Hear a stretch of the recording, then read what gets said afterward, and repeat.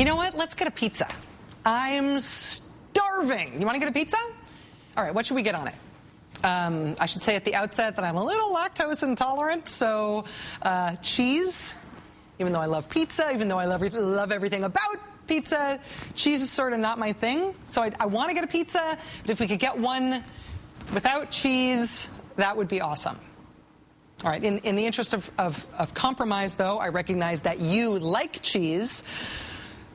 So, you know, I'll meet you halfway. I'll tell you what, let's get fresh mozzarella as one of the toppings on our pizza, okay? I can deal with that. Okay, so is that a fair offer? I'm going to try to meet you in the middle here. You're good with fresh mozz on the pizza? You're good? All right, good.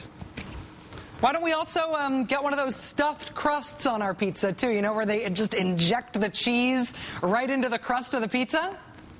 Okay, you good with that? And you know what? We should also get a little Parmesan on top, too. Is that okay with you? We got a deal? Excellent. We've got a deal. This was so easy.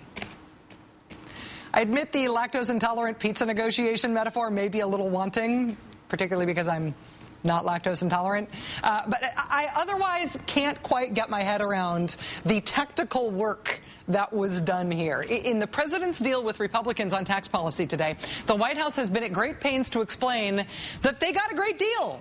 In exchange for the Republicans getting what they wanted, this massive tax break for the rich, Democrats got something much smaller that they wanted too. They got an extension of unemployment benefits. And then Republicans ended up getting lots of other things they wanted as well, like an adjustment to the alternative minimum tax and a giant adjustment to the estate tax.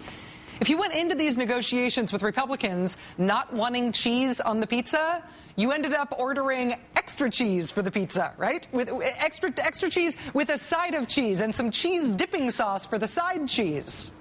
That, of course, is not the way the White House wants this deal to be seen. There are a whole bunch of things that they are giving up. I mean, the truth of the matter is, from the Republican perspective, the earned income tax credit, the college tuition tax credit, the child tax credit, all those things that are so important for so many families across the country, those are the things they really opposed. Not really. One of the things President Obama mentioned there was the child tax credit. He was able to get Republicans to agree to an extension of the child tax credit. Republicans are sort of really overtly for that. Here's the GOP pledge to America.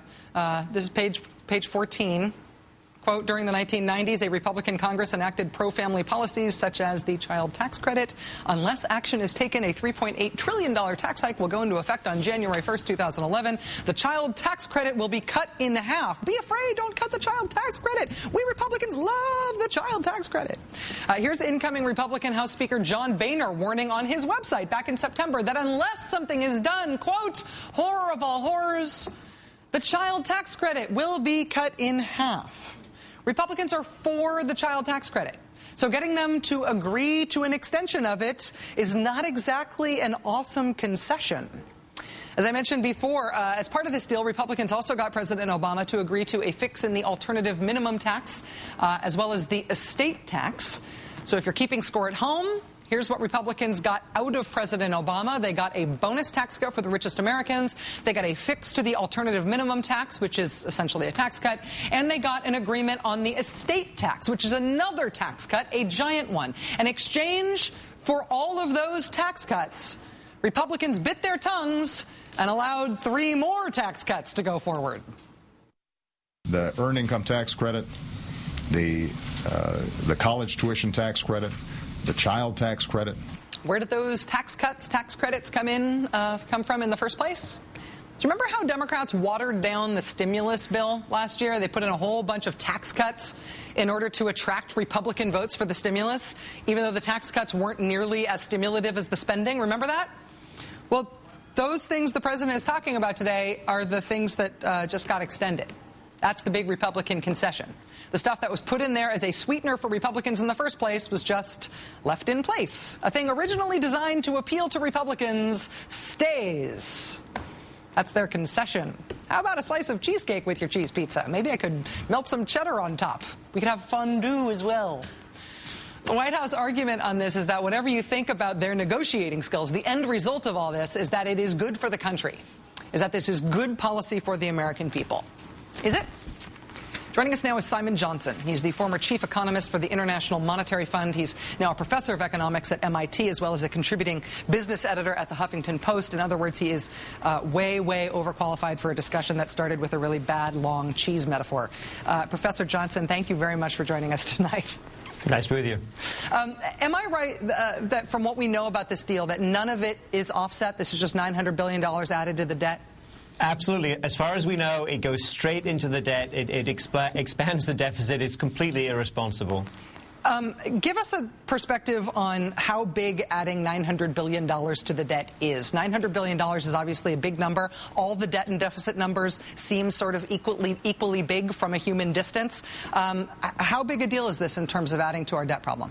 It's a very big deal. Look, contrary to almost every other country in the world, we are continuing to run a big deficit. We're ignoring the pressure from financial markets around the world. We are continuing with these very irresponsible policies put in place by President Bush. And this is asking for trouble. We are going to get trouble because of these tax cuts. The White House says, yes, this does add $900 billion to the debt, but it will have some stimulative effect on the economy. The president making the case today that the best thing anybody can do for every sector of the economy is that the economy grows overall.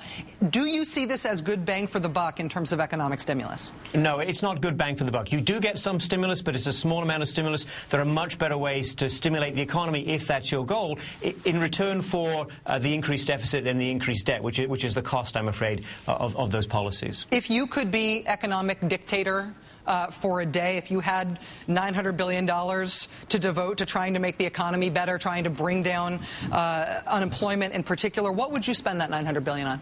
Well, I would pay teachers. We've got states and local governments laying off employees, particularly teachers. That really hurts us immediately and over the long run across the country. That's devastating. I would expand community colleges. That's where the unemployed go to get retrained, go to get the new skills they need in the modern economy, skills they don't have. And, of course, I would properly extend unemployment benefits. Unemployment benefits, by the way, are going to remain at this 99-week limit. So in Nevada, for example, there's 26,000 people who are about to run out of benefit.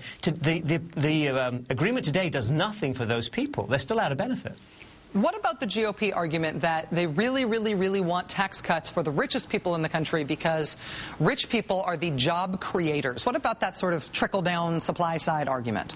Oh, look, I have nothing against rich people. Some of them are great entrepreneurs, I'm sure. But there's no evidence that this kind of tax cut is going to generate jobs of that kind. In fact, the people who study carefully the spending habits of these very same wealthy Americans are saying very clearly the evidence is this will not generate new jobs. Businesses are constrained by the lack of demand right now more than anything else. These taxes, or the income tax and the estate tax and so on, are not at all what is holding back employment and why we have record unemployment.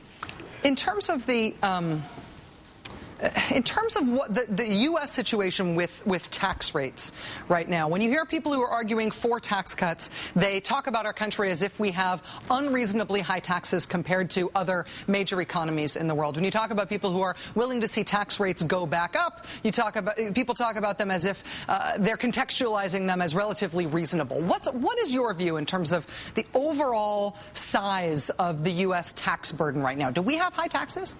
No, we have low taxes as a percent of GDP compared to almost any other country at our income level. We have a pretty inefficient tax system. We should reform it. That's without question. If you reform the tax system, you will get more revenue and less distortion. So that's good. Unless, of course, you don't want the extra revenue, unless you don't want to pay for 2 foreign wars, 11 aircraft carrier groups, and a lot of other commitments that the government got itself into over the past decade.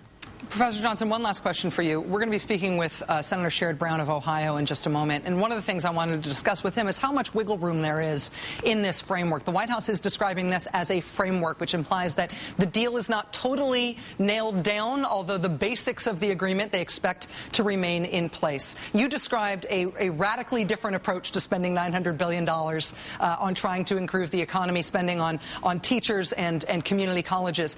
Is there something that within this basic framework could be done to significantly improve it, to make it more stimulative, to make it worth more in terms of what we're spending here? Or is the overall framework just too toxic to do any good?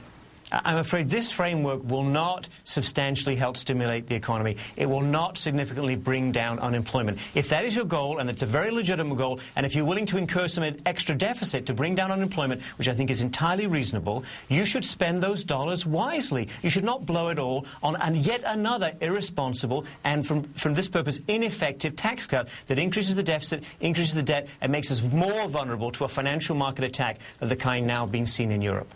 Simon Johnson, professor of economics at MIT, contributing business editor at Huffington Post. Thank you very much for your time tonight. It's very good to have you here.